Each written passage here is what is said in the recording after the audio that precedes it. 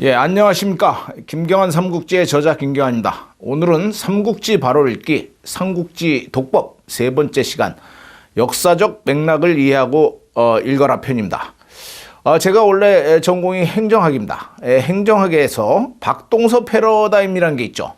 이 박동서 패러다임에 의하면 하나의 행정 현상을 이해하기 위해서는 사람, 구조, 환경의 세 가지 측면에서 종합적으로 분석해야 한다고 합니다. 마찬가지로 삼국지의 역사적 현상을 제대로 파악하기 위해서는 상황, 제도, 인간 등 세 개의 측면에서 종합적인 검토가 필요합니다. 여기서 상황이란 바로 삼국지의 역사적 배경, 맥락을 의미하는 거죠.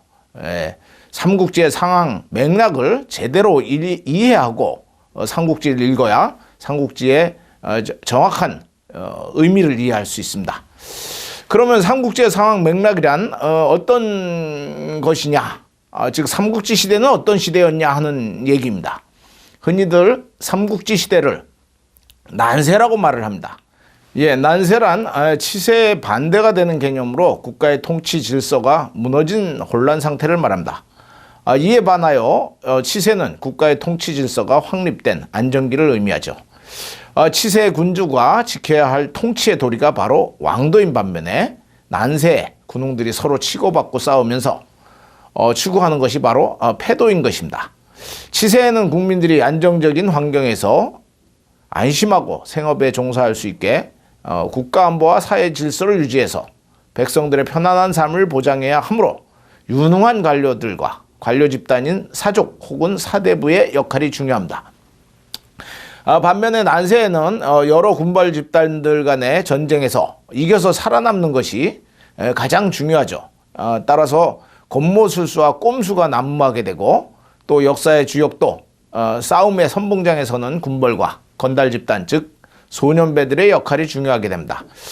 한마디로 난세란 국가로서 최소한의 기능과 역할, 즉 국가 안보와 사회 질서 유지에 실패한 상태에서 한계를 초과한 수탈로 국민들이 안심하고 생활하기는커녕 오늘 내일의 생존조차도 어려운 혼란 상태를 말합니다. 이런 상황에서 농공상 등 생산자들의 안정적인 확대 재생산이 어렵죠. 가장 기본적인 생산과 교환 활동이 어려워서 생존의 위협을 받게 되는 상황이 바로 난세인 겁니다. 자, 삼국지 상황은 난세였습니다. 난세는 국가가 가장 기본적인 기능과 역할조차도 못할 때에 발생한다고 했습니다. 그럼 국가의 가장 기본적인 기능과 역할이 무엇일까요? 여기서 한번 생각해 보기로 하겠습니다. 국가의 기능과 역할은 국가가 왜 필요한지를 검토해 보면 알 수 있습니다. 즉 국가가 왜 어떤 이유로 성립하게 되었는지를 살펴보면 그 국가가의 정당성 근거, 존립 이유를 알 수 있지요. 이게 바로 이제 국가의 기본적 기능이라고 볼 수 있습니다. 국가의 기본 기능에 대해서는 다양한 이론이 존재합니다. 자유주의 사상가들인 루소나 로크는 사회 계약론을 통해서 국가는 국민들 간의 사회적 계약을 기초로 해서 탄생했고 따라서 국가의 기능은 이런 계약 내용을 이해하는 것으로 설명하고 있습니다. 반면에 오펜하이머 등 국가 정복설을 주장하는 사람들은 국가의 생성을 역사적으로 고찰해서 한 국가는 사회 계약에 의해서 만들어진 게 아니고 유력한 부족이나 집단에 의해서 주변 부족이나 집단을 정복해서 이루어졌다고 하는 학설을 주장을 했습니다. 이외에도 많은 국가 이론이 있고 또 이 이론들은 각각 국가의 생산 원리, 존립 근거, 기능과 역할 등을 설명하고 있습니다. 특히 마르크스는 국가는 지배계층이 자본가 계급이 피지배계층인 프로레타리아를 억압 창치하기 위한 도구로 만들어졌다고 주장을 합니다.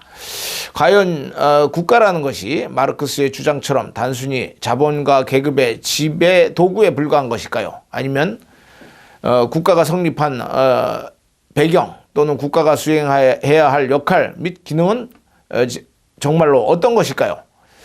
자, 일반적으로 현대 후생 경제학에서 국가 또는 정부의 존재 필요성은 시장 실패라는 개념에서 찾아봅니다.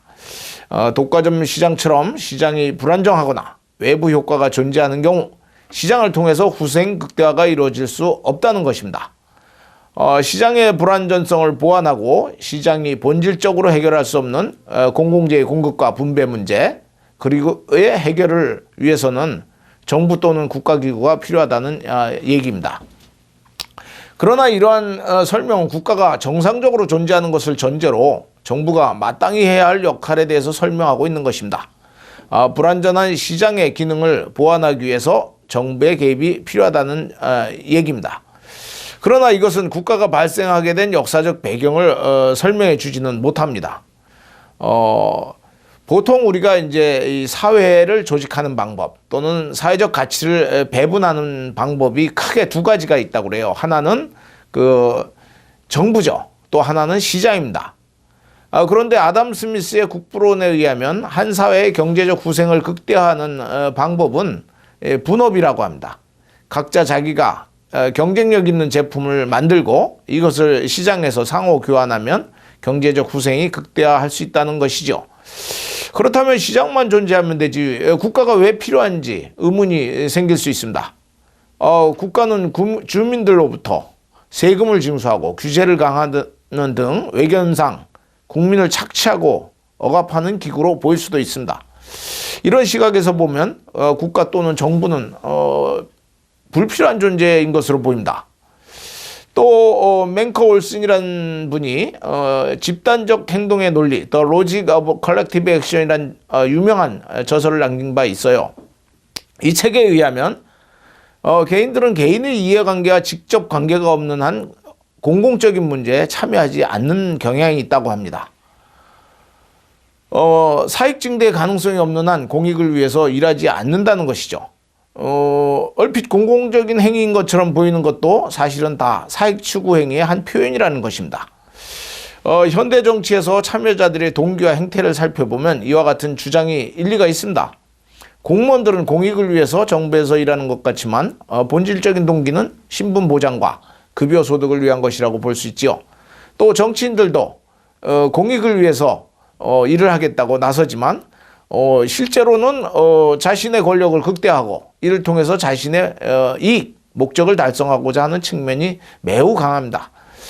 선거에 참여하거나 정치 자금을 후원하는 선거운동원들이나 기업가들도 역시 이와 같은 행위를 통해서 자신들의 이익을 증대시킬 가능성이 보이지 않는다면 이 정치란 이런 공공적 과정에는 참여하지 않을 것입니다.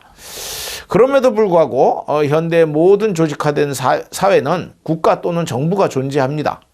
왜 언뜻 뽑아서는 불필요해 보이는 이 국가나 정부가 존재하고 있을까요? 또 국가가 존재해야만 하는 국가만이 수행할 수 있는 고유의 기능이 있기 때문이라고 생각이 됩니다. 시장 기능을 통해서 사회 전체의 경제적 후생이 극대화될 수 있고 또 개인들도 자신의 이익을 극대화할 수 있습니다. 그러나 시장 기구를 통한 거래보다도 사실은 개인의 입장에서는 자신의 이익을 극대화할 수 있는 다른 방법이 있기 때문입니다. 그게 무엇이냐? 바로 남들이 생산한 것을 강탈하는 것입니다. 강도짓이죠. 정당한 대가를 지불하지 않고 재화와 용역을 취득하는 방법이죠.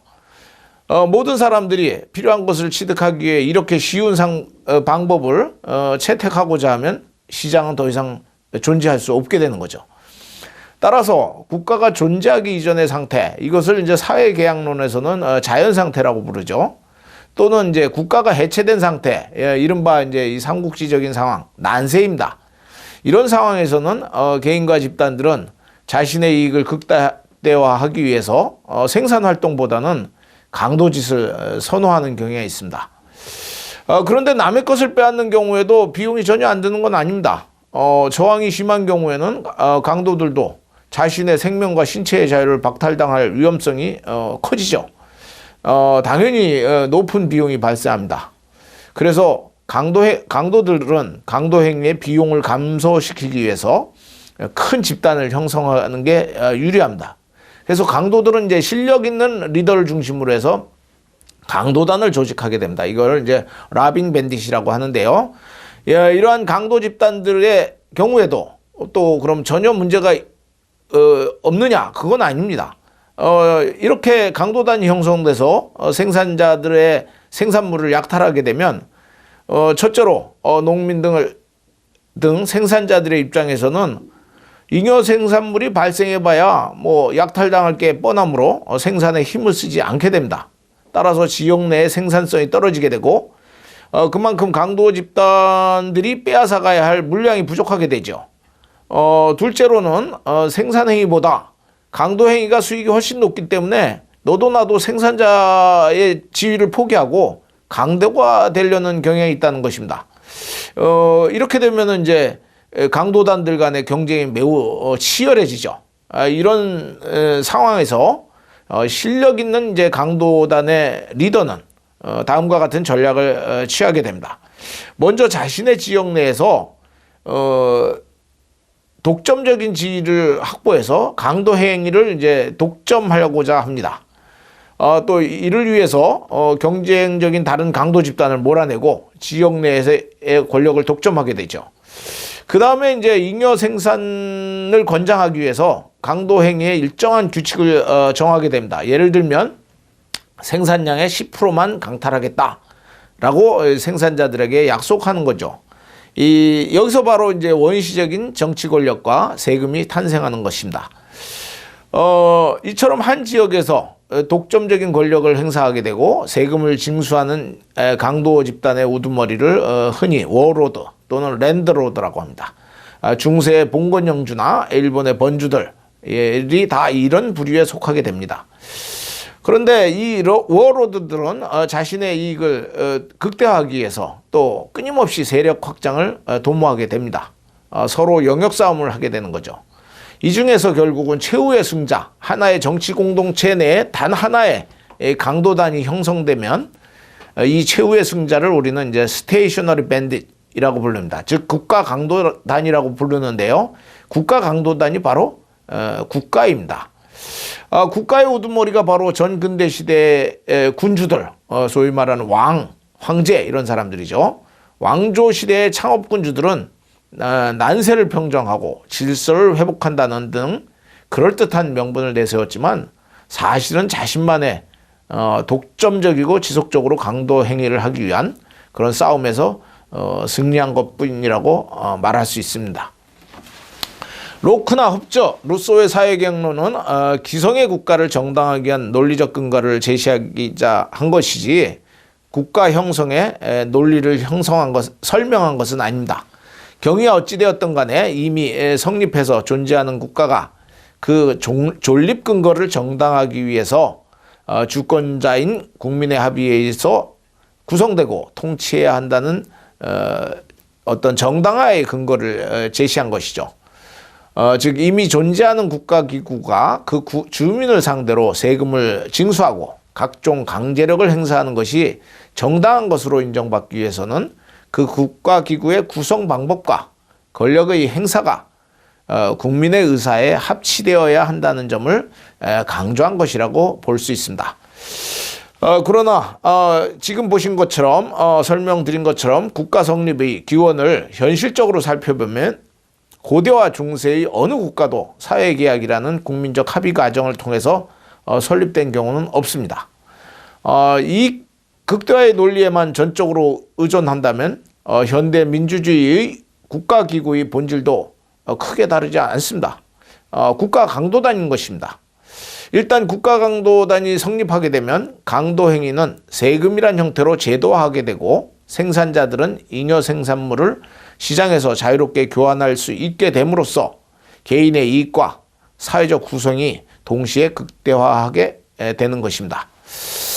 국가기구라는 형태의 강도단은 국경 내에서 독점적인 권력을 행사하기 위해서 자기 이외의 다른 개인이나 집단에 의한 강도 행위를 철저하게 금지하게 됩니다. 즉 질서 유지 행위를 하게 되는 거죠. 또 외부적으로는 다른 국가 강도단이 자신의 영역을 침범하는 것을 막아야 합니다. 안보를 위한 노력을 해야 하는 거죠. 어떤 형태로든 국가 강도단이 성립하게 되면 국내적으로 질서가 확립되고 대외적인 침략으로부터 방어가 이루어지게 되어서 영역 내의 주민들은 안정적인 생산활동과 잉여 생산물의 교환행위가 이루어지게 되는 것입니다. 그런데 국가강도단의 일원이 되는 것, 특히 그 우두머리가 되는 것은 너무나 수지가 남는 장사죠. 그래서 그 자리를 탐내는 자들이 필연적으로 많이 발생하게 됩니다. 특히 그 우두머리가 사망과 같은 자연적인 원인 등으로 인해서 교체되는 시점에서는 이런 야심가들의 활동이 아주 두드러지게 되죠. 국가 수반 내의 계승 과정에서 상호 분쟁과 혼란이 발생할 가능성이 매우 큰 것입니다. 그래서 왕조 시대에는 왕위 계승 절차를 마련하여 개인의 능력, 유무와 관계없이 이에 따라 승계자를 정하도록 한 겁니다. 이것도 일종의 사회적 비용을 최소화하기 위한 방법이었죠.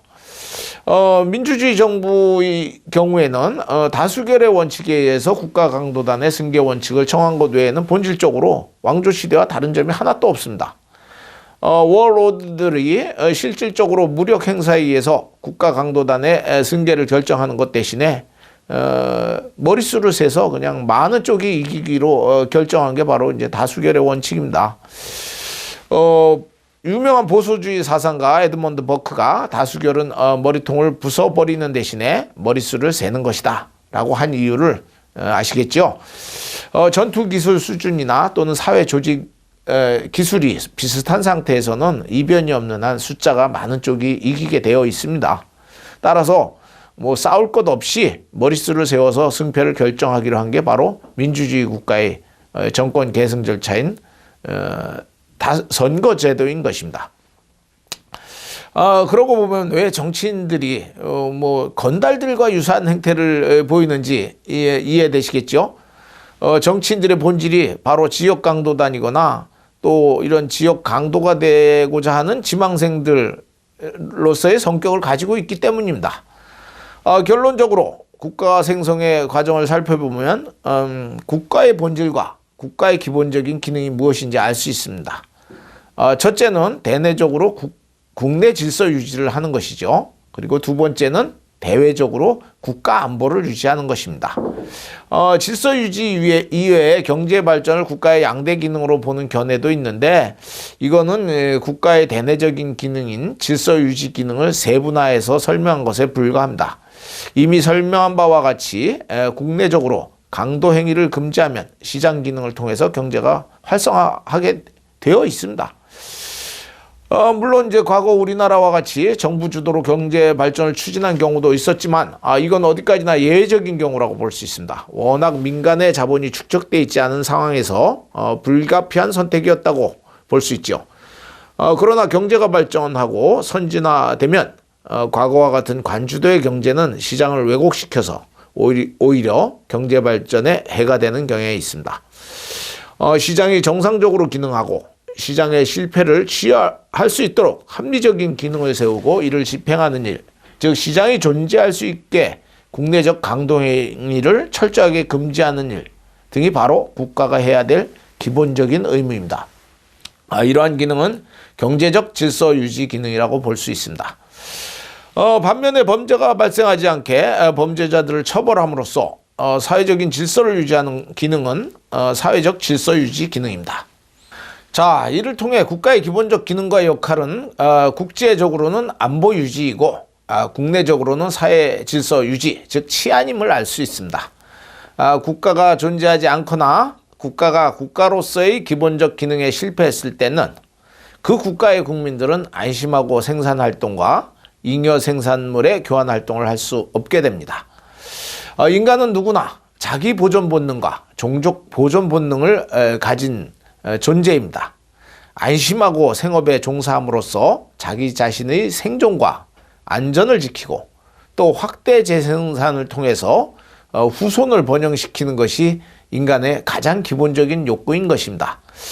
이런 것들이 보장되지 않는 상태에서 서로 생존을 위해서 죽어라고 싸우는 즉 홉즈가 말한 만인에 대한 투쟁 상태가 바로 난세인 것입니다. 그럼 후한 말기 삼국지 시대는 어땠길래 우리가 난세라고 하는 걸까요? 한번 살펴보겠습니다. 후한 왕조 말기, 그러니까 환제, 영제 시절부터 서진의 삼화염에 의해서 삼국이 통일되는 때까지 소위 삼국시대는 전형적인 난세였습니다. 국가가 기본적인 기능과 역할을 못해서 스스로 무너져버린 상태였다고 말할 수 있습니다. 이 상황에서 모든 백성들은 서로 패거리를 모아서 작당을 해서 서로 약탈을 하고 싸웠습니다. 누구는 생존과 방어를 위해서, 다른 누구는 약탈과 독점적 이익을 위해서 싸운 것이죠. 삼국시대에 위나라 문제 조비가 쓴 전론이라는 책이 있습니다. 이 전론이라는 책은 중국 역사상 최초의 문학평론서라고 평가를 받는 책이에요. 그때까지 전해 내려온 약 100여 편의 여러 훌륭한 문장을 모아서 조비가 읽고 난 다음에 여기에 대해서 평론을 붙인 책입니다. 조비가 바로 삼국지의 주인공 중 하나인 조조의 장남이죠. 그런 조비가 무슨 이런 문학 평론서를 썼냐, 이렇게 의문을 가지시는 분들이 계실 수도 있겠습니다. 그런데 조비는 그렇게 만만한 사람이 아닙니다. 우리가 이제 후한말 삼국시대를 대표하는 그 문학을 흔히 건한 문학이라고 부릅니다. 후한의 마지막 황제인 헌제의 연호인 건한 연간에 유행했다 해서 건한 문학이라고 부르죠. 이 건한 문학 자체가 조조와 조비, 조식 이 3부자가 바로 중심 인물이었습니다. 조조도 그 한나라 말기 그 오원고시를 완성시킨 훌륭한 시인이었습니다. 또 조식은 동작대부로 유명한 대문장가이죠. 조비 또한 이에 못지 않은 문학적 소양을 가지고 있었습니다. 이들 3부자를 중심으로 융성한 게 바로 건한문학이고요. 또 이들이 육성한 유명한 왕찬, 진림, 유정 등의 7명의 문인을 우리가 흔히 건한칠자라고 부르고 있습니다. 그런데 이 전론이란 책의 자서 부분에 보면 이런 말이 나옵니다. 천하대란이 일어나자 세력이 큰 자는 여러 군에 걸쳐서, 또 중간 정도의 자는 성읍을 끼고, 또 소규모의 자는 천맥, 논두렁, 밭두렁이란 뜻이에요. 천맥을 경계로 세력을 모아서 서로 병탄하고 멸망시키려 했다. 국가라는 정치적인 통일체가 해체된 후 크고 작은 지역 강도단이 횡행하는 그런 상황이었다는 것입니다. 이게 바로 삼국지의 상황을 그대로 묘사한 것입니다. 국가가 없는 자연 상태, 또 이미 존재하던 국가가 해체된 상태에서는 사람들은 자기를 방어하기 위해서, 또는 약탈을 통해서 자기 이익을 극대화하기 위해서 수많은 군소 강도단을 형성해서 치고받고 싸우게 된다는 것이죠. 그럼 왜 이런 상황이 도래했을까요? 동탁이 역적질을 했기 때문일까요? 아니면 십상시의 난 때문인가요? 나관중의 삼국지 연의는 황건적의 난으로 시작이 됩니다. 아마도 황건적의 난 때문에 후한 왕조가 망하게 되었다고 본 것 같습니다. 좋습니다. 그럼 황건적은 왜 난을 일으켰겠습니까? 잘못하면은 삼족, 구족이 전멸되던 시절인데 뭐 때문에 목숨 걸고 난을 일으켰을까요? 권력 한번 잡아보자고요? 그래서 잘 먹고 잘 살아보자고요? 아닙니다. 백성들이 살아남기 위해서 어쩔 수 없어서 봉기한 것입니다. 이 환경교도들은 태평교라는 조직만 제공한 것이라고 봐야 하지요. 후한말, 특히 환제와 영제 연간에는 국가가 국가로서의 기능을 스스로 포기한 그런 시기입니다. 조정이 무능해서 사회 질서가 무너지고 도처에 도적이 일어났습니다. 황건적의 난 이전에도 크고 작은 반란과 민중봉기가 끊이지 않았습니다. 중평 원년, 그러니까 서기로 184년에 황건적의 난으로 대폭발이 일어나고 난 후에는 또 연달아서 매년 백파적의 난, 흑산적의 난, 변장한수의 난, 허창의 난 등이 일어났습니다. 반란군과 도적대가 횡행하니 일반 백성들은 안심하고 살 수가 없는 상황이었죠. 살아남으려면 떼강도에 가담하거나 고향을 등지고 유랑을 떠나는 수밖에 없었습니다. 무수한 사람들이 산과 골짜기에 숨어들거나 거리에서 굶어 죽고 맞아 죽었습니다. 한나라 조정은 사회 질서 유지에 완전히 실패한 그런 상황이었던 것입니다. 또 외적의 침입도 끊이지 않았습니다. 사회적 혼란이 극심해지고 또 국가 질서가 마비되자 외적의 침입에 무방비 상태가 된 것이죠. 이러다 보니 매년 선비족, 오한족, 강족 등 이민족들이 변경을 침입하고 노력질을 해도 조정은 손을 놓고 있었습니다. 국가 안보와 사회 질서 유지에 완전히 실패한 상황이었습니다. 그러면 어째서 이런 상황이 이르게 된 것일까요? 바로 국가 지도층의 무능과 부패, 정쟁 때문이었습니다. 환영제 시기는 국가가 국가로서의 기능을 스스로 포기한 시대입니다. 국가의 최고 권력자인 황제와 그를 둘러싼 집권 세력인 황간 세력이 무법적인 강권 통치를 자행하면서 백성들을 무한 착취했습니다. 국가를 믿고 안심하고 생업에 종사해야 할 백성들이 오히려 생존의 극한에까지 몰릴 정도로 국가와 관리들에 의해서 착취당하고 억압과 학대를 받았습니다. 한 예를 들어볼까요? 영제 초기에 국가의 권력을 틀어진 것은 황간 세력이었습니다. 1, 2차 당고해금을 통해서 사족 명사 집단들을 완전히 숙청하는 데 성공했기 때문입니다. 이 당시 황간들의 우두머리는 왕보와 조절이었습니다.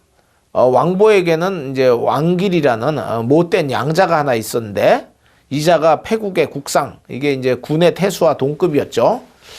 패국의 국상으로 임명이 되었습니다. 임지에 부임한 왕길은 제 뱃속을 채우기 위해서 패국 백성들을 마구잡이로 수탈하기 시작했는데요. 감당할 수 없는 수준의 과세를 하고 이를 이행하지 못하는 자는 극심한 형벌로 다스렸습니다. 이 착취와 학대가 얼마나 심했던지 왕길이 국상으로 재임하는 기간 중에 죽거나 살해당한 인구가 1만 명에 이르렀습니다. 왕길이 부임할 당시에 이 패국의 인구가 5만 명 정도였어요. 5분의 1을 죽여버린 겁니다. 수탈을 하느라고. 그야말로 국가 관리가 아니라 살인 강도인 이런 상황 아닙니까? 이런 상황에서 백성들은 살아남기 위해서 고향을 등지고 유랑을 하거나 도적대에 가담해서 생존을 도모할 수밖에 없게 된 것입니다. 황건적의 난일에 수많은 난이 일어나게 된 배경이 바로 이러한 못된 국가와 관리들에 의한 착취와 학대였습니다. 백성들은 이렇게 수탈하게 된 가장 큰 원인은 여러 가지가 있겠지만 그 중에서 가장 큰 게 이제 매관매직에 있었습니다.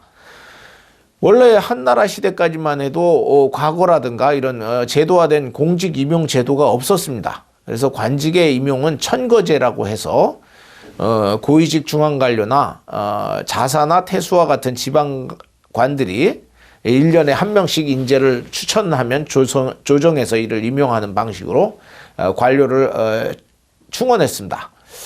이게 바로 이제 춘추전국 시대의 유죄라고 볼 수 있어요. 매년 중앙정부인 조정에서는 3공급의 고위 관리, 3공급이라면 바로 이제 재상급을 말하는 거죠. 또 지방의 군 태수와 주의 자사가 각기 1명의 인재를 청구할 수 있었습니다. 이러다 보니까 아무래도 학연, 지연 등 정실이 지배할 수밖에 없는 그런 구조였습니다. 이런 상황에서 황간들이 권력을 잡게 되자 이에 접근해서 이익을 취하려는 정상배 또는 몰입배가 들끓게 됩니다. 그러다 보니까 이제 암암리의 매간매직이 횡행하게 된 것이죠. 아무리 맑고 청연한 선비여도 황간 실력자에게 뇌물을 바치지 않고서는 등용될 수가 없게 되었습니다.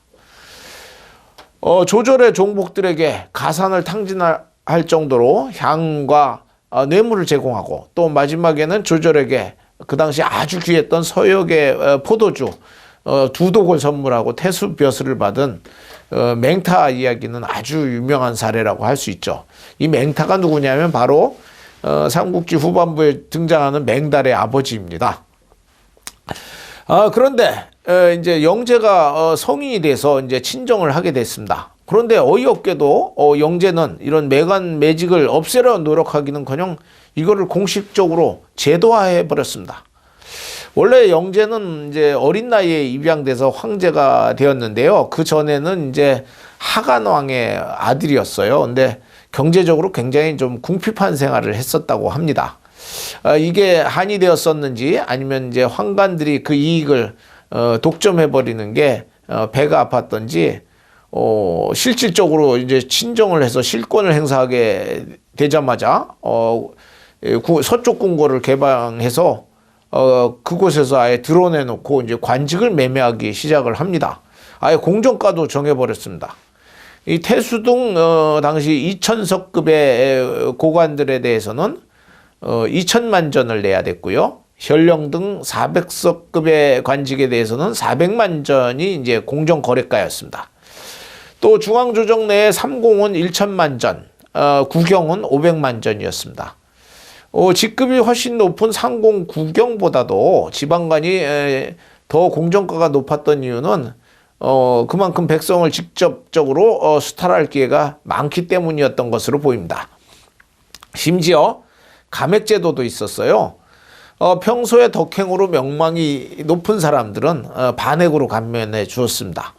또 사실은 이제 공정가는 정해져 있었지만 지방의 군현은 크기에 따라서 또 인구수에 따라서 가격이 조금씩 조정이 됐습니다. 큰 군, 큰 현일수록 더 많은 돈을 내야만 그 관직을 얻을 수 있었죠. 관직에 임용되려면 원칙적으로 성금을 내야 됐습니다. 그런데 이제 후불도 이제 가능했어요. 후불을 내는 경우에는 이제 정가의 2배를 내야, 2배를 상납해야 됐다고 합니다. 자, 그리고 또 이렇게 해서 관직에 임용돼도 그 임기가 보통 1년 미만인 경우가 대부분이었다고 합니다. 이렇게 되니 맑고 청영한 선비들은 관직을 기피하게 되고 그야말로 이제 정상배들만 들끓게 된 것입니다. 이 사람들은 거액을 바쳐서 벼슬을 산 후에 1년 내에 본전을 뽑아야 되는 거예요. 또 거기에 플러스 알파해서 축제까지 해야 되지요. 그러니까 이제 임지에 부임하는 순간부터 백성들의 고요를 쥐어짜기 시작을 하게 되는 겁니다. 이러니 백성들이 살아남을 길이 없었던 것입니다.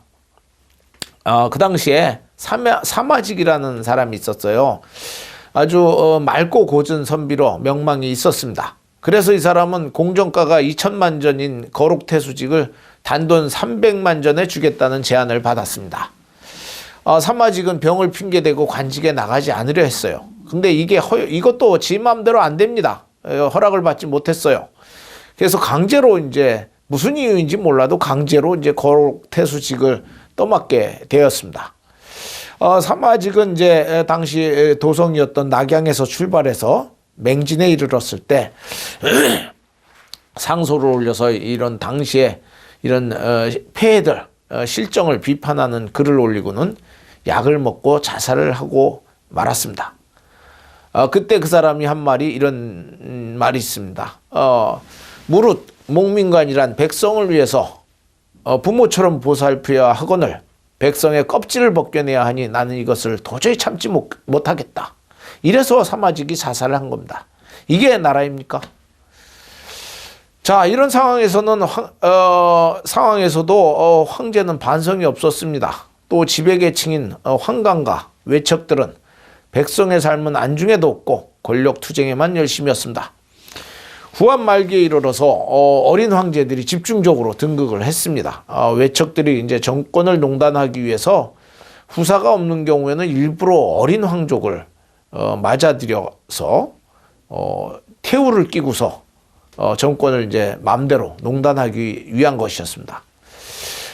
많은 황제들은 성인까지 살지도 못했습니다. 뭐 독살되었거나 살해된 경우도 있습니다. 질제는 어린 나이에 8살의 나이에 황제가 되었다고 그래요.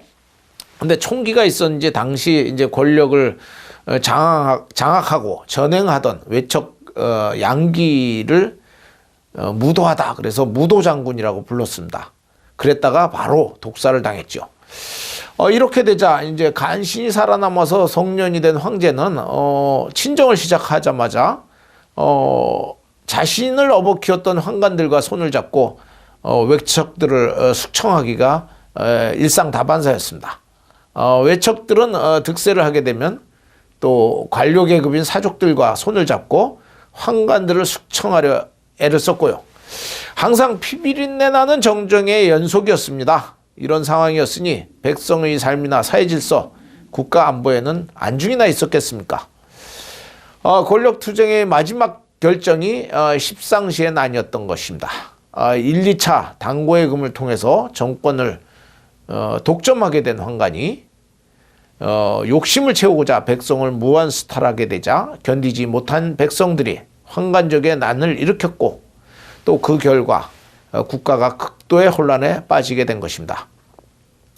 후한 말의 정치적 상황은 국가안보, 사회질서 유지 등 국가의 기본적 기능을 국가가 스스로 포기한 상태였습니다. 외적의 침입에는 무방비인 그런 상태였습니다. 이렇게 되자 백성들은 안정적인 잉여가치 생산이 불가능해지고 결국은 살아남기 위해서 계속되는 반란에 가담하거나 도적대가 되거나 유랑하게 된 것입니다. 혼란이 얼마나 극심했는지 삼국시대 인구 추이를 보면 짐작하실 수 있을 겁니다. 후한 말기 아마 환제 시절 약 서기 157년에 인구 총조사를 한 기록이 있습니다. 그 당시 한나라의 인구는 약 5천만 명 정도인 것으로 추계가 됩니다. 그런데 이것이 삼국시대의 혼란상을 거쳐서 진나라의 무제 사마염에 의해서 삼국이 통일되는 시기, 즉 진나라 태강 원년 약 서기 280년인데요. 이때 인구 조사한 결과는 불과 1,000만 명밖에 안 됩니다. 100년간의 혼란 과정을 거쳐서 인구 5천만의 나라가 인구 1,000만의 나라가 된 것입니다. 이 4천만 명이 다 죽어버린 거죠. 인구가 5분의 1로 줄었습니다. 그러면 그동안에는 사람들은 결혼은 안 하고 아이들은 안 낳았을까요? 낳았겠죠. 이런 것까지 포함하면 삼국지가 얼마나 난세였는지 여러분들이 짐작하실 수 있을 겁니다. 불과 100년 동안에 거의 뭐 한 1억 정도 되는 인구가 굶어 죽거나 맞아 죽거나 살해당한 겁니다. 여러분 이런 세상 상상이나 가십니까? 이런 상황에서 국가와 군주에게 무조건 충성하라는 유교적 가르침이 무슨 의미가 있겠습니까? 국가가 스스로 국가로서의 정통성을 내던져 버린 상황인데 이런 왕조에 대한 충성을 하라고 또 이를 기준으로 해서 도덕적 판단을 내리는 이 나관중류의 삼국지 연의가 얼마나 황당한 궤변인지 여러분들 아실 수 있을 겁니다. 바로 삼국지 시대는 이렇게 극심한 혼란이 상황이었습니다. 난세였습니다. 오늘은 삼국지의 역사적 배경, 상황에 대해서 설명을 드렸습니다. 오늘은 여기까지 마치겠습니다. 감사합니다.